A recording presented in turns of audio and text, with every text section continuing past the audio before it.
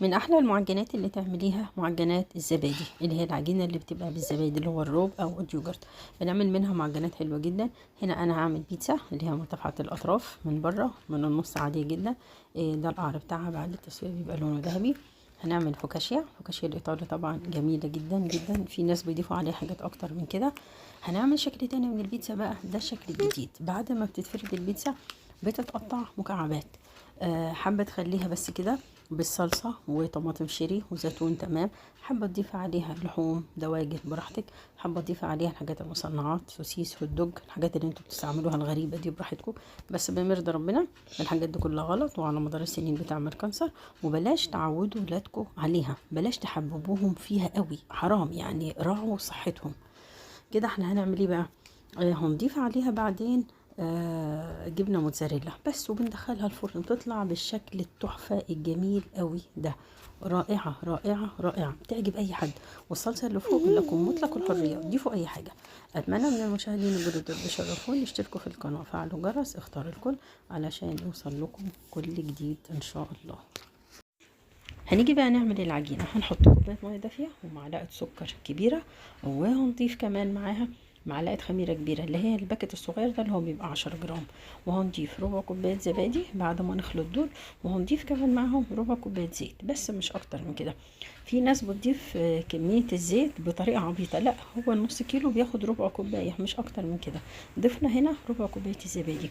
حابه تستبدلي ربع كوبايه الزبادي ببيضه براحتك، هي ربع كوبايه الزبادي بيساوي بيضه.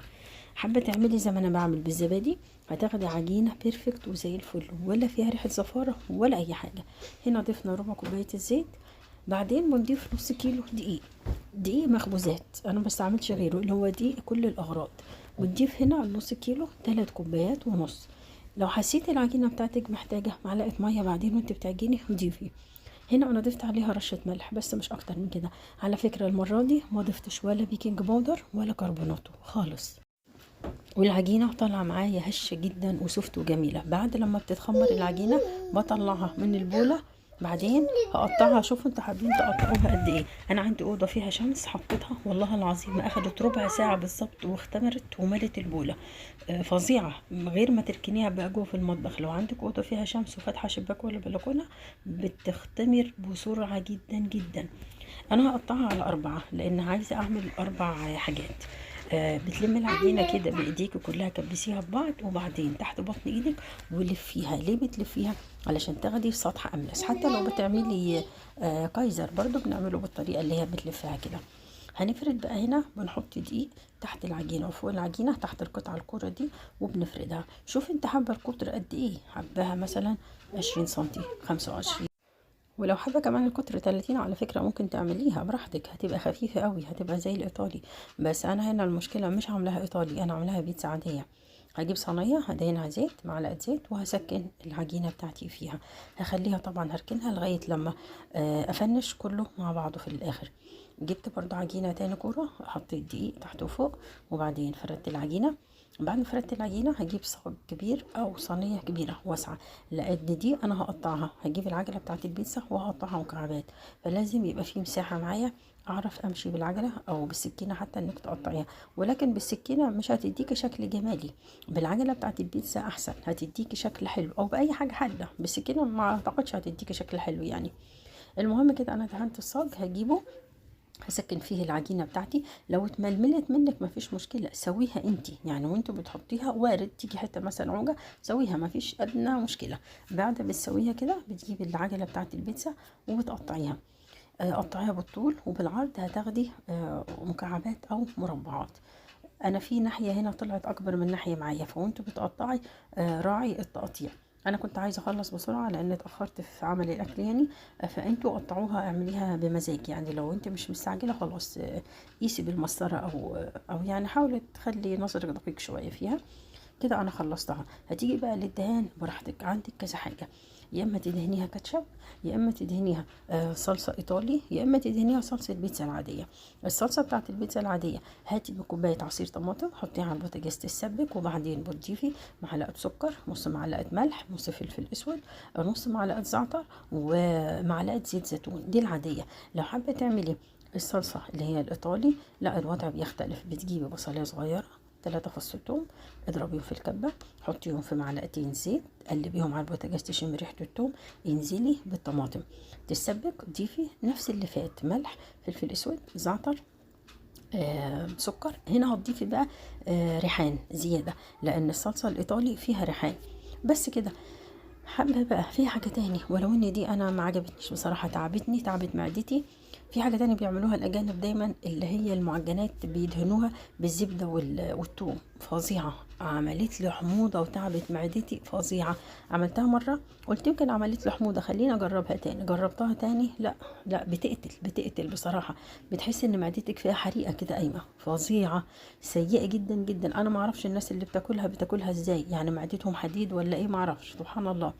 لو انت معدتك حساسة مش هتقدري تقبليها. نصيحة لوجه الله، معدتكم حديد لا اعملوها براحتكم. وبتحط عليها جبنة موتزاريلا وعاد وكل حاجة وتدخل الفرن، فانتوا زي ما انتوا حابين. وفي ناس على فكرة بتجيبها وتفتح العيش الفينو وتمسح كده العيش الفينو بيها بالزبدة والثوم وتحطها في التوستر ياكلوه برضو. ادي حاجة تاني، يعني اللي انتوا حابينه. انا بقول لكم اقتراحات وانتوا براحتكم. انا بالنسبة لي اي صلصة من التلاتة تنفع، لكن دي لا. هنعمل كده الفوكاشيا.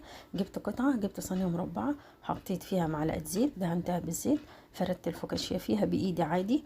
هجيب بقى ربع كوباية زيت زيتون، انا مش هضيف نص، في ناس بتضيف نص كوباية، لا انا هضيف ربع كافي، او الزيت غالي هتديني نفس التست على فكرة. ضفت ربع كوباية زيت زيتون، نغستها كده بايديا كلهم. بعد ما نغستها كده بالصوابع بتاعتي، هجيب بقى طماطم شيري او قطعة طماطم صغيرة، انا شيري لقيتها بالصدفة عند الراجل وانا بشتري فاخدت منها. وهضيف الزيتون الاخضر عادي بتاعنا اللي هو الزيتون الشرايح. لو الزيتون بقى بيبقى اسود خافي منه. ليه؟ الزيتون الاسود بيبقى معمول بصبغه سودا، والصبغه السودا دي على مدار السنين مضره بالصحه.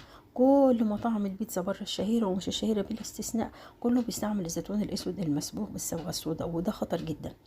هنيجي هنا للفوكاشيا، حطينا زعتر ناشف، لو انت عندك زعتر فريش ضيفي زعتر فريش. بعدين هنرص بالتبادل زيتون وطماطم، زيتون وطماطم.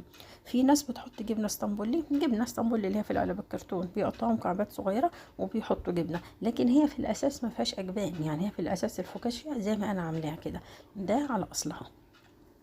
الفرن لما بنشغلها هنا بنشغلها على درجة حرارة 200، علشان بتدخل البيتزا فيها يدوب 10 دقايق بتلاقيها استوت. وحسب الفرن بتاعتك، خلي بالك كل فرن غير التاني، يعني ممكن الفرن بتاعك تاخد 12 دقيقة، ممكن السخونة عندك تكون ما بتتوزعش زي غيرك. الافران يا جماعة مختلفة، الفرن اللي فيه مروحة غير الفرن اللي ما فيهوش مروحة، فالافران بتختلف. يعني علشان في ناس بتقولك العجين بينشف مني، ما شوفي الفرن بتاعتك ايه نظامها. شوفي لو السخونه بتاعتها عاليه، هاتي اي حد من اللي بيصلح البوتاجازات يوطي لك الدرجه بتاعه السخونه. كده احنا خرجنا من الفرن. ادي البيتزا دي انا كان عندي حبه عصاك حطيتهم عليها من فوق.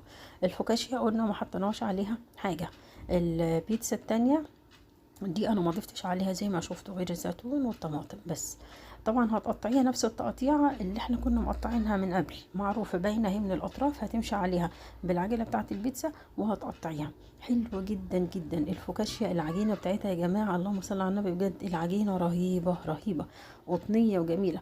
بس المشكله لما ما بلحقش اصور الحقيقه وهي بتتقطع يعني. دي الجبنه فيها اول مره الجبنه هتمط معايا بصراحه وتسيح، ما كانتش بتعمل كده، ما اعرفش اتغيرت ولا ايه. ودي اللي هي قطعناها مربعات، تعملوها تعجبكم جدا، دي رهيبه يا جماعه. اللي حابب يضيف الجبنه من تحت ويحط الزيتون والطماطم من فوق براحته، بس انا ما بحبش كده، بتقع من الولاد. فانا بحب احط الجبنه من فوق على اساس تمسك كل حاجه تحتها، تبقى عامل تماسك يعني. بس وده شكل البيتزا اللي هي التانية. حطيت فيها بعد ما قطعتها حبه طماطم كده شيري من الوسط وبس، خلاص خلص. الاكل جميل وسهل وزي الفل، واسهل حاجه تعمليها لو ما عندكيش لحوم، لو ما عندكيش فراخ، لو ما عندكيش اي حاجه، تعجني حته عجين بس تعجنيها صح، هي بتبقى محتاجه مجهود بصراحه. وبس كده، واتمنى لكم الصحه والعافيه والستر يا رب، وربنا يوسع رزقكم وتشتروا كل حاجه نفسكم فيها. اللهم امين يا رب.